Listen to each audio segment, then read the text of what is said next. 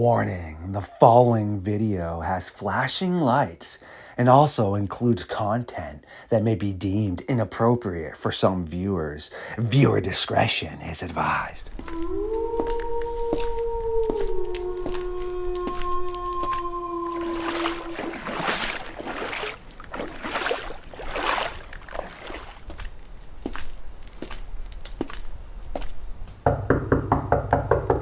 Bigfoot's Barber Shop, aka Brian Barber.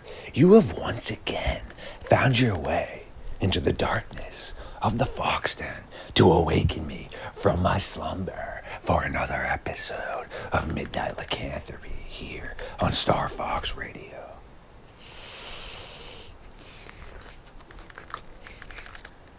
Absolutely delicious, and I do appreciate you releasing me from my shackles so that we can once again take a walk into the mystery known as the Dogman phenomenon.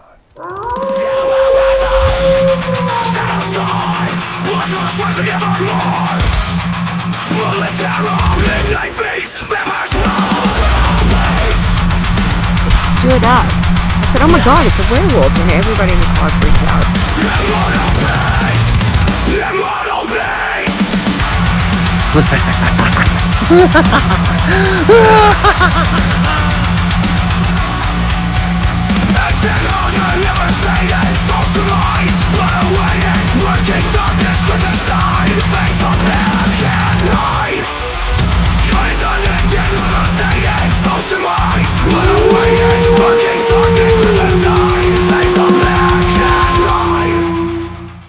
My creatures of the night, once again, it is Midnight Lycanthropy time here on StarFox Radio. Bigfoot's Barbershop, aka Brian Barber, has found his way through the Werewolf and Dogman infested woods to sit down by the late night fire and burn the midnight timber as we once again read a few chapters from the Midnight Society book. Brian, my guy, how you doing? Doing good, my brother. How are you?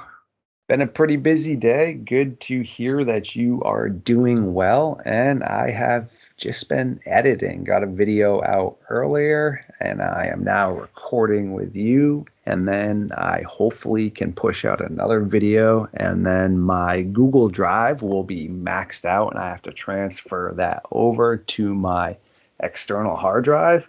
And I will be doing all of this while watching some football in the background, man. What about you?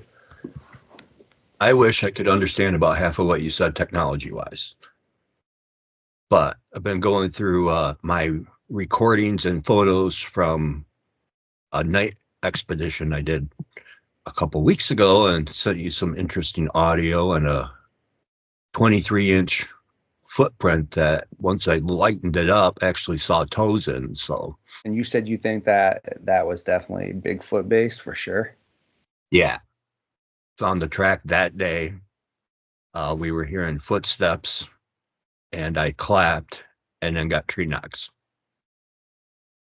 I did hear that knocking you sent me as well. I legit had fired up the iPhone and texted you, letting you know I was rolling in here soon, and just gotten out of the shower, got done feasting.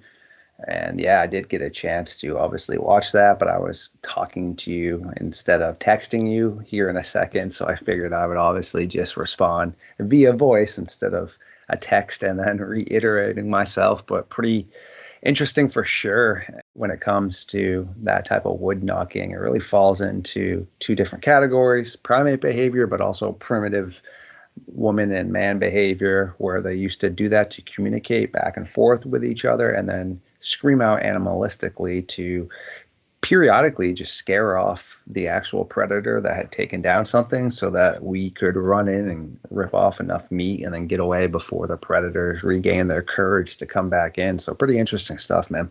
I sent you something that, well, kind of just like a fancy book when I was a child in the grocery store, all those romance novels that had the cool covers, right? Obviously, it's all sap inside, not my cup of tea.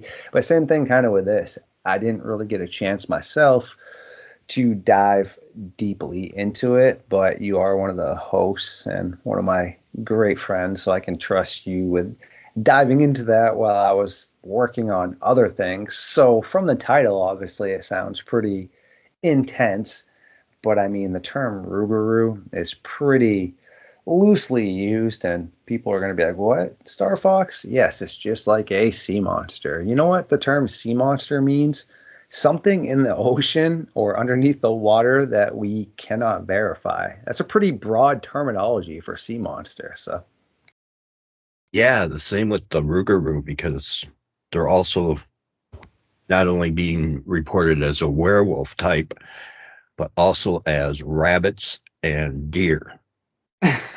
right? Yes, that's why I had mentioned that, because the more I do dive into this, it is absolutely epic, but at the same time, there are some potential mistranslations that can be looked upon as happening in the past, meaning I'm a believer that the cynocephaly did exist, but in some of the cases, there's actually a very, I wouldn't say high, but reasonable potential for misinterpretation, because if you look at some of the words, canine, lupus, and then there's something else right in there that actually means something completely different than canine. Canis?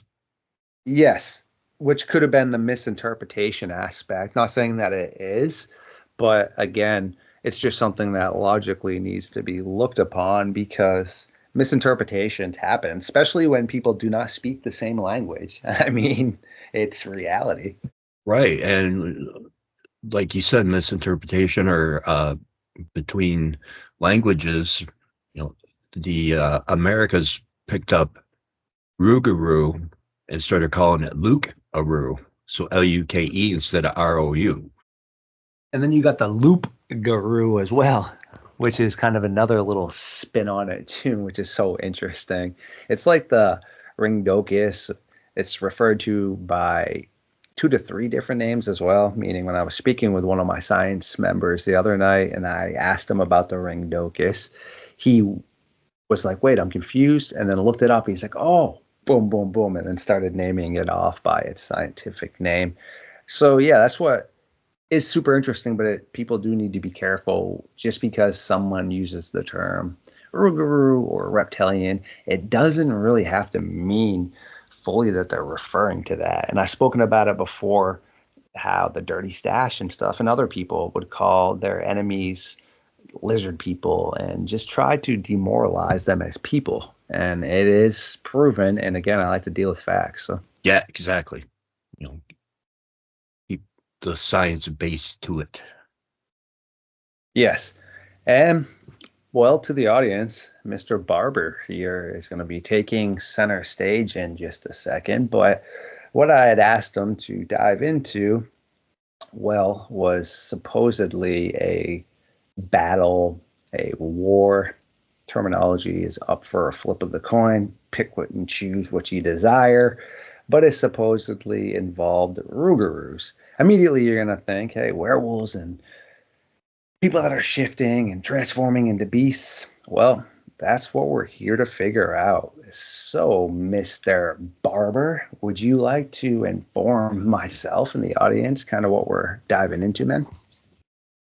Well, what we're diving into, a little background on the Rougarou itself, was it's a legend from either the France who settled in Louisiana, or via the French and Canadian immigrants that also came down and settled in there. So it's a story that, he supposedly hangs out in the Cajun swamps and the greater New Orleans area. It's often described as a creature with a human body and the head of a wolf, similar to the werewolf legend. So it makes you wonder which one came first.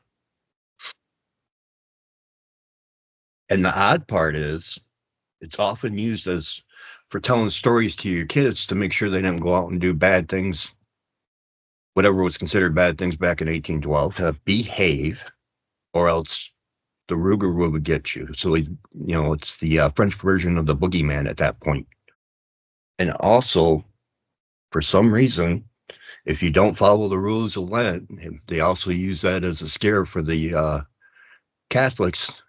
Follow Lent, or else the Rougarou will come and visit you too. One of the common myths about her, I shouldn't say myths, but facts associated with the legend, is that it's a blood-sucking curse, and it lasts 101 days. And then supposedly, if it doesn't feed within 101 days, the Rougarou curse gets passed on from human to human until it finds another victim to consume some bodily feeding. And then that person becomes the Rougarou, human by day, and so can be unalived and pretty much invulnerable at night, which is where, going into the War of 1812, there was an instance from back in 1815, there was a battle,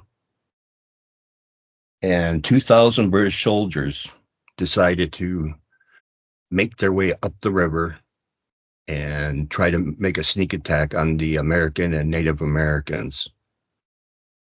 So, and on their way up, they were just constantly harassed by hit and miss tactics from the Native and Americans. So the numbers started to dwindle kind of quick, but they still made their way up. But by the time it was all said and done, the British suffered 291 people that were never going home, 1,262 people who got wounded, and then there was an interesting 485 people that went missing, because they did this at night, by the way. So remember, they're traveling at night. It's much easier for the Americans and Native Americans to be taking pot shots, hit and run tactics. It's kind of how we won the Civil War. We started copying the Native American tactics of not marching in a straight line with bright red shirts so that everybody knew you were coming. We started hiding behind the trees. And so the British are honorable and basically walking human targets. So at night, with their uniforms, stand out like a sore thumb. It's very easy for the Americans and Native Americans to start taking them on. But by the time it was said and done, the 485 people were rumored to have gone missing due to the Rougarou taking it to the British. So between the Rougarou and other swamp animals as well, but most associated with the Rougarou, supposedly took out 485 people during that War of 1812. And the bad thing was that on this date, that was 1815, it was a battle that didn't have to happen because of the fact that the treaty had already been signed in Belgium back on January in 1814. So they totally lost over 700 men for no reason at all. So the Rougarou is to blame. The only way that you're able to deal with a Rougarou, if you happen to be being followed by one and it follows you home, the only way to protect yourself is to put 13 coins around every entrance in the house, because apparently the Rougarou is a curious animal, but he's not too bright. As far as, because he'll sit there and he can count, but according to the legend, he can only count to 12. So as soon as he hits 13, his brain goes into overload, doesn't understand it, can't figure it out. What's this? So he puts him back down and he starts counting. Once he gets to 12, he gets a 13, short circuits his brain again, so he puts him down again and starts counting. So every time he gets past 12, he'll sit there and count them endlessly. So by doing that, he's counting all night, and then has to retreat into the woods in the morning because of the fact that he's going to revert to human form and be vulnerable. That was how they would take them out, wait for them to turn back human, and then unalive them.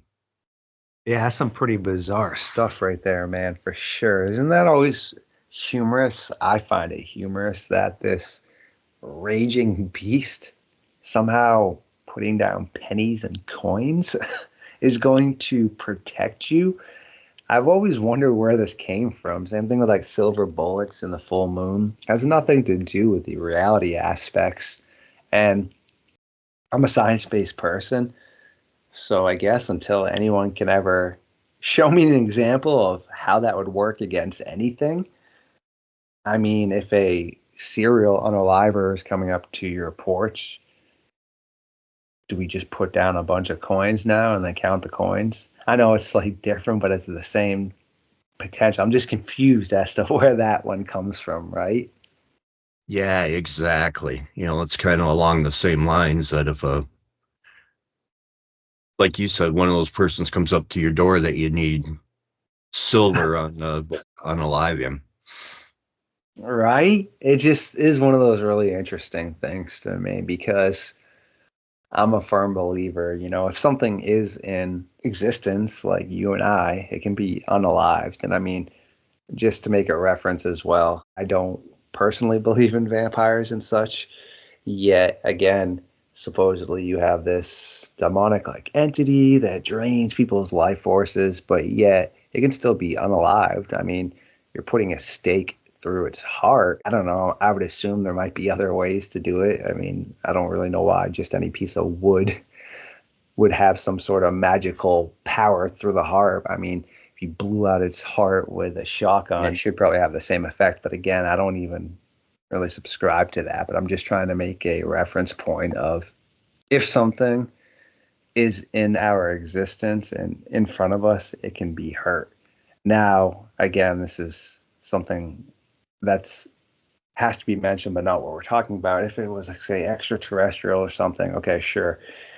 No type of damage being done to it, whatever. Okay, that's for another day. I'm talking about any sort of animal that, which is what I believe is going on here, can be unalived. I mean, if you and I had a rocket launcher and a massive T-Rex was running towards us, yes, you have one of the most dominant predators to potentially ever walk the earth, blow its kneecap out with a rocket launcher. I hate to break it to anybody. Well, that thing is smoked now. Yeah, exactly. But as far as the stake goes, I'm pretty sure a stake through the heart will finish the job for anybody. Right? Yes, which is so funny. But now, also to what you had asked about, I've always found it not to be really intellectual either to just stand here and take turns firing at each other. Yeah, that's genius right there. I mean, I'm not about any sort of fair fight. What are we in an octagon here? Last time I checked, people are throwing grenades and shooting cannonballs, whatever, depending on what time frame it is, to unalive me. And I'm not here to be in a fair situation. So no, I would never sit there and just stand and wait for the opposing people to shoot at me. Yeah, nice genius war tactic, eh? Oh yeah, the British were brilliant. It's like if you and I were in a wild, wild west and we're turning our backs to each other and we walk and until we turn around. Does anyone really think any of those people actually walked the correct distance? No, the person that smoked the other person turned around before the other person did. Exactly, or he ran his 6 steps and the other one walked. Yes, you know what I mean? So if you and I are put into a octagon or something and we've signed a contract about fair fighting or we're in a sport, okay, that's different. I'm talking about like what you were referring to in war. That is just not intellectual. I mean, yeah, taking on the tactics of being secretive like the Apaches or ninjas and such. I mean, it's probably the way to do it. Be stealthy. Don't be, like a herd of hippopotamuses running through the woods, blowing your trumpet. And like you said, you're wearing bright red in the green environment. I mean, come on. Like, why don't you put a little bit more of a target on your head? I was going to say, if somebody is putting a musket ball in my direction and there's a tree, I'm probably going to hide behind it. Logically, yes, I would hope so. And I mean, if you didn't, well, there's probably a pretty high percentage that you're going to cease to exist. I mean, people legit just sat there and decided this was okay. I mean, what the heck? I don't even know. No one has ever done that besides them. The Romans and Greeks didn't be like, here, come stab me first and then I'll come back at you. No, like what? Yeah, no, there's a reason why the Brits are a smaller country than us now. Yeah, it's just not. I mean, war is horrible and such, but yes, that was just completely mismanaged, but for the benefit of, yeah, I guess, the existence of the rest of us for sure. But to tie that into what you were saying now, I don't really know fully what occurred though. I mean, so sure, those soldiers went missing, but in the area they went missing, if you did get in a battle with the enemy or something and your body just sunk into the swamps, there's a ton of crocodiles and things down there. So I don't really have a hard time accepting that, yeah, you wouldn't find those people.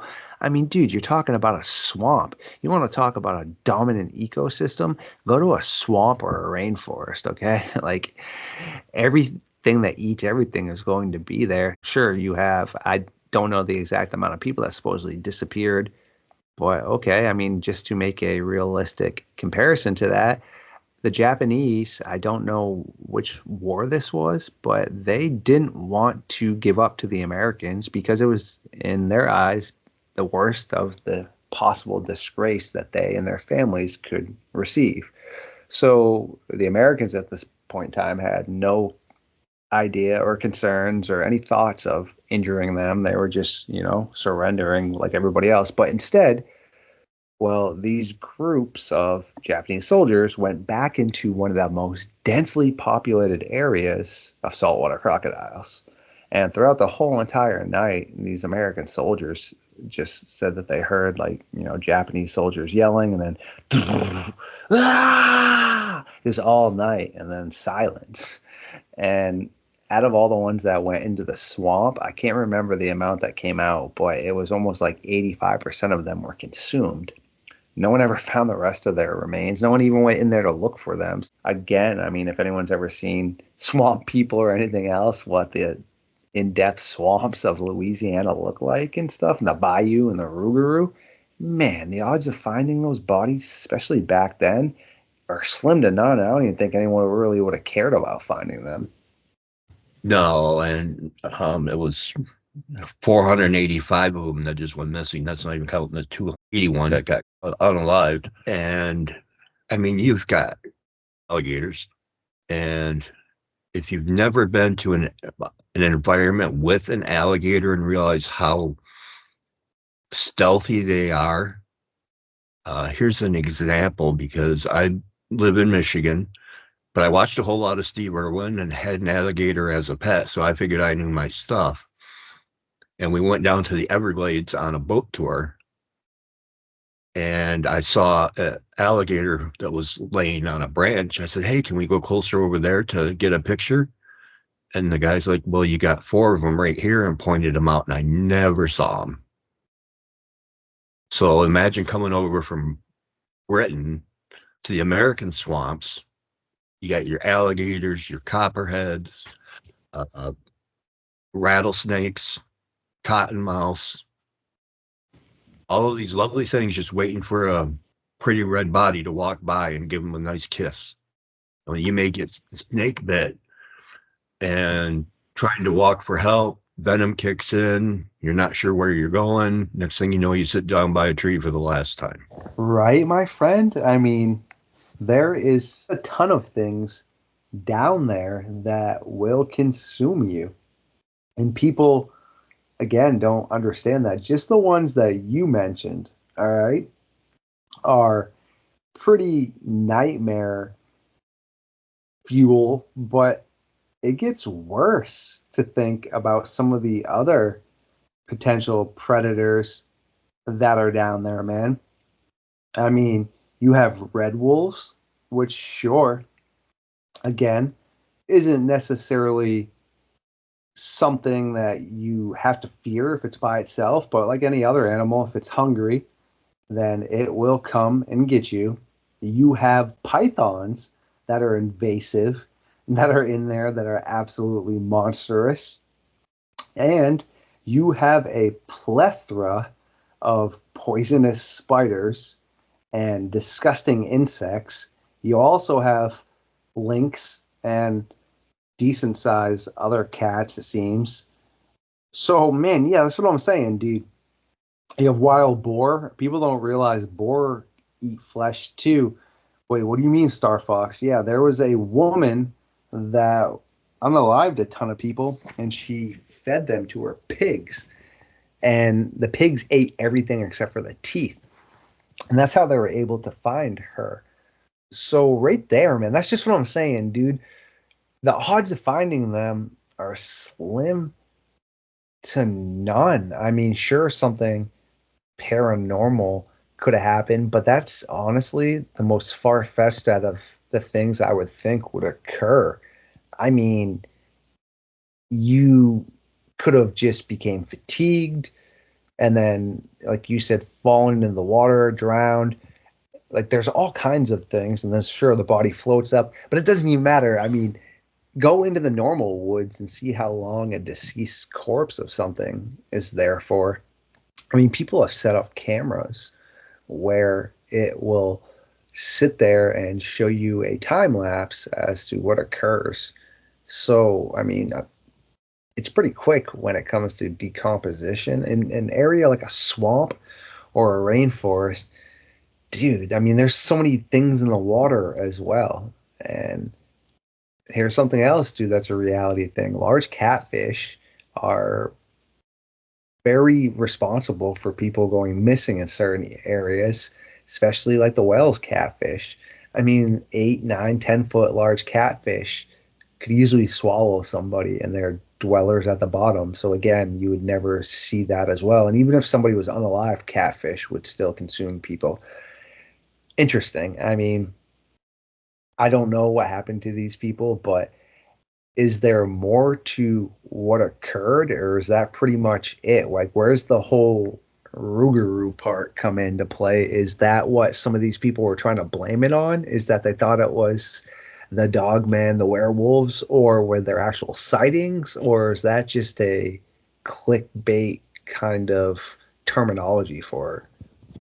As far as I can tell, in this particular instance, it was probably the legend that scared him most because it happened at night. One of the mercenaries that was backed by Jackson, Jim Lafayette, would only go in at night, or would only go in during the day to pick up lost guns and ammunition and supplies that the fallen soldiers had left behind. He would not go in at night. So the legend holds some power over people. Super interesting stuff, but also, like you were just saying right there comes into that mind frame of humankind's just being afraid of like the unknown and things that they can't necessarily verify. So of course they're going to be afraid of the darkness. And night's a pretty long time, man, for something to pull a person back to where it wants to consume them or start eating them. And during the day is a very slim time frame to be trying to find people, especially if you don't even know where they're located. That's pretty much 90% nearly not feasible, I feel like. No, I agree. I think it was more probably wildlife, because even if I mean, the lynx and other big cats are capable, but normally not willing to take on somebody, depending how hungry they are. But if somebody catches a snake bite, wanders off, and most snake bites are fatal within just minutes to hours, depending on the breed of the snake. Mm-hmm. It's fresh meat. There's no fight there. So of course the cats and the foxes and all the little insects and everything. I did see one of the timetables that you talked about where they put a camera and they had staked a deer out, and without any major predators coming in, just bugs and the internal bacteria and smaller animals like foxes and stuff. That deer was spread completely gone. The only thing was left was some hair within 7 days. So now imagine, you got your lynxes and gators and all that on top of it. Probably just 2 or 3 days, you'd be scattered all over Louisiana. Yeah, exactly. Right there, my friend. That just popped and rang a bell and kind of in my head thinking, dude, if a group of those ran into a nest of copperheads and they didn't see them and they're all fatigued and they don't even know they exist in there, man, snakes chill a lot together. And that could be easily at maybe 100 people unalive just in one little whap, whap, whap, dude. Oh, yeah. I had 2 cottonmouths and I had a diamondback. And if you think about what the venom is designed to do, it's not designed just to unalive you. It's designed to pre-digest you. So if they catch a snake bite, that process is accelerated because of the venom. I had a friend who got hit by a pygmy rattlesnake just on the very tip of his pinky with one fang, and it went in his hand. He was in the hospital 5 days and lost his pinky, and 2 other fingers are just nothing but skin and bones.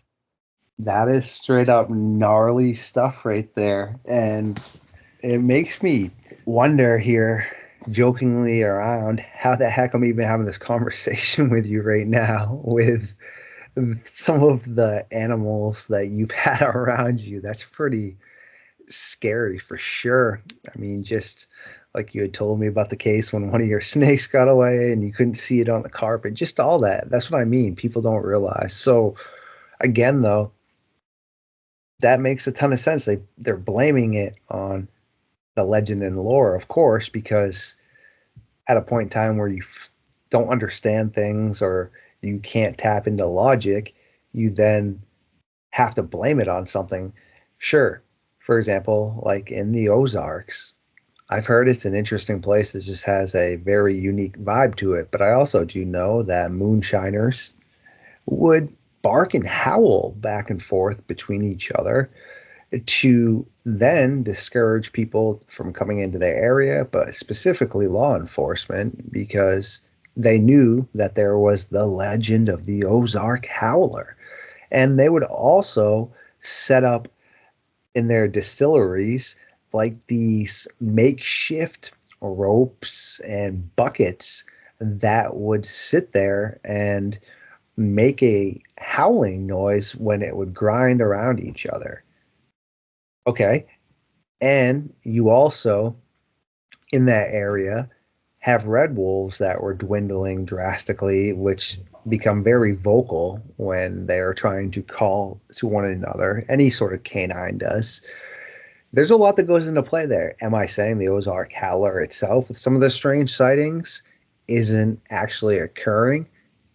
I don't know. That's not the point of the reference. The point of the reference is that how, again, those people were blaming that on the Ozark Howler when they were in that area because they didn't understand the sound. But in actuality, it was a group of people just like you and I during Prohibition that were sitting there making these noises. And of course, the people that didn't understand that blame it on something because it's the unknown. And I'm beginning to think that throughout history as well, and into modern day times, people just always do that when they can't understand something. Instead of trying to logically figure it out, most people assumed automatically it had to be of demonic sources or it had to be of some sort of out of realm spiritual source, when in actuality, science explains that the sun and moon come up and go down every day. Yet you had brilliant cultures and other aspects, such as the Aztec and Mayans, that felt the need to rip people's hearts out and throw them down temples to have the sun and moon come up. Okay, did no one just tell them to chill out for a second? I mean, let's see, the sun and moon will come up no matter what. No, they thought it had to be done like that, but then they were advanced in other aspects. So same thing of the unknown, no matter what, they didn't know if the sun and moon would come up. So they had to try to put a reasoning to it, which in their eyes meant pulling people's hearts out. In the eyes that we were speaking about, the Luke-Guru and the Rougarou, of course, that's the first go-to on that because, oh, wait a second, that's a legend. Ozark Howler, same thing. Oh, it's got to be that beast out there in the forest because we don't seem to understand that other canines and things make vocalizations and such. So I unfortunately think that people automatically jump to the occult and the supernatural paranormal aspect immediately before even like looking at the scientific sides. That's like reading a book and skipping the first 20 chapters and reading the last 10 and thinking you understand what occurred. Right. You're watching the last 20 minutes of an Avengers movie and trying to figure things out, especially Endgame. Right, man? And it's one of those things that totally is super hard to look at it in that regard and be able to say, hey, it had to be Rougarous because we're still trying to work on proving that the Rougarous are even, potentially able to exist. And, well, we can't just overlook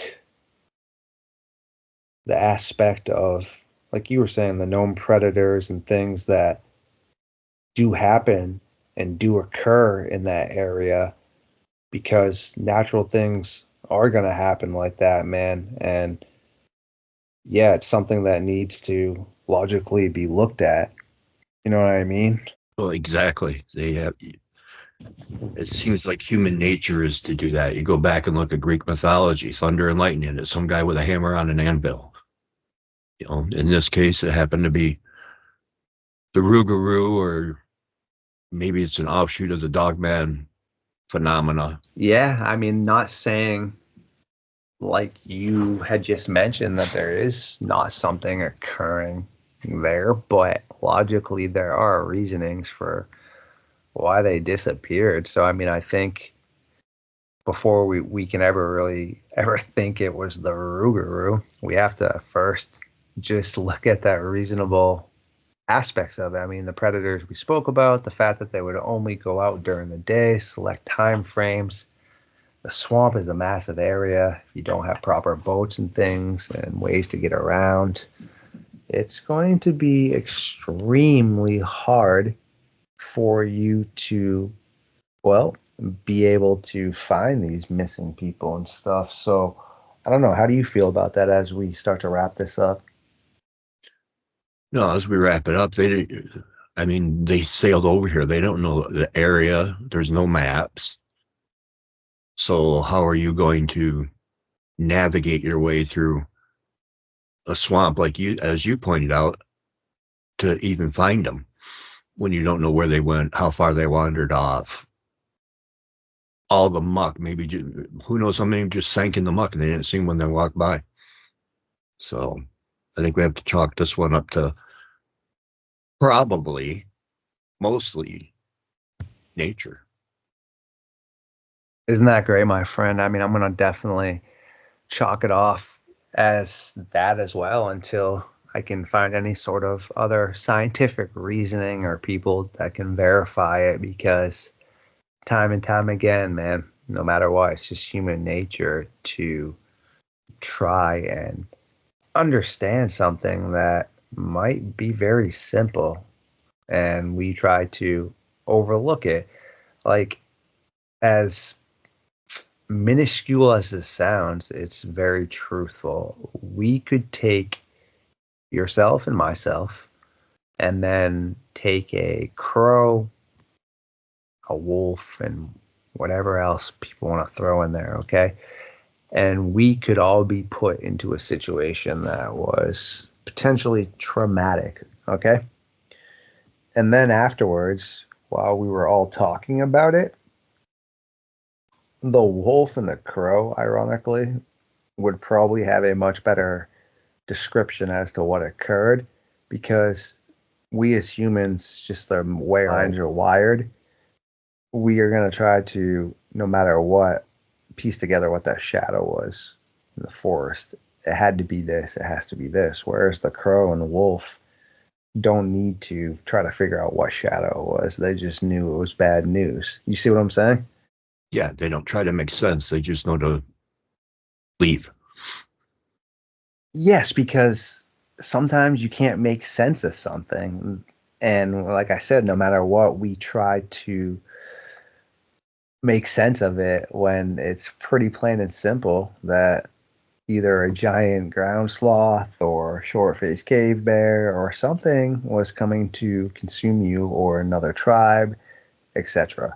So there isn't a reason to then try to figure out which of the above it was. I mean, you just sit there and you leave the area, and afterwards, that's when the piecing comes together. It had to be this, had to be this. Like I said, though, you could take the wolves and everything else. After they leave the area, I don't think that they sit there and continuously dwell on what it could have been. Was that a human coming to get us? Was that a giant bear? Nah, dude, that was something that we probably didn't want to interact with. We've left the area, and that's that. Like, hey, I'm hungry. Let's go get some deer or something. You see what I'm saying? Whereas now, for the next 20 years, some person is trying to understand what they saw or tried to piece it together when it doesn't matter what predator it was. Yeah, I mean, even if you look at it from this point of view, that happened in 1815, and here we are 200 and some years later still trying to figure it out. Right? There it is, my guy. And what a perfect way to start to close this up for the night, because yes, that is so long ago, and people's mentality is so much different, and of course you didn't know the area and the descriptions. Yeah, man, I'm with you, dude. Like, they were just unfortunately in a wrong place at a wrong time, and being in a swamp with all the predators that we named is definitely not a good area to be in. So thanks again for hanging out with us tonight, man. I always do appreciate linking up with you. And we got our weekly show up on here on Midnight Lycanthropy. Yeah, great stuff, dude. And I'll have all of Mr. Barber's links up in the description for sure. So make sure to check out what he's been up to, because he's always cranking out good stuff as well, man. So appreciate you, bro. Oh, I appreciate you getting out of the coffin to talk to me. So Absolutely legendary if you did make it this far tonight. I truly do adore every single one of you and appreciate the support. Please like, comment, subscribe, and share my content. Feed the algorithm. And I will see you very soon.